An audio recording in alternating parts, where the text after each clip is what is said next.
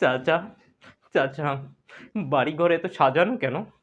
বলুন না, বাড়িঘর এত সাজানো কেন? আমার হেনা কোথায়? আমার হেনা কোথায়? বাংলা সাহিত্যের প্রবন্ধ থেকে ১ মার্ক নিশ্চিত করতে গেলে প্রথমে এই ভাইরাল উক্তির মাধ্যমে আপনি চাইলে ১ মার্ক নিশ্চিত করতে পারবেন। বাংলা সাহিত্যে প্রবন্ধ, উপন্যাস, গল্প, গল্পগ্রন্থ, কাব্যগ্রন্থ এই প্রত্যেকটা খুবই গুরুত্বপূর্ণ। যেখান থেকে আপনি চাইলে খুব সহজেই মনে রাখতে পারবেন এই ছন্দের মাধ্যমে এবং আপনি ১ মার্ক নিশ্চিত করতে পারবেন। চলুন দেখা যাক।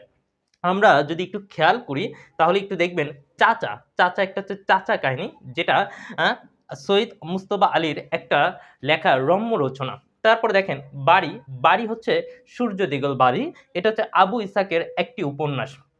ঘর, ঘরে বাইরে এটা হচ্ছে রবীন্দ্রনাথ ঠাকুরের একটি কি উপন্যাস। তারপরে দেখেন সাজানো কেন? এই যে সাজানো, সাজানো হচ্ছে সাজের মায়া বেগম সুফিয়া কামালের একটা কাব্যগ্রন্থ।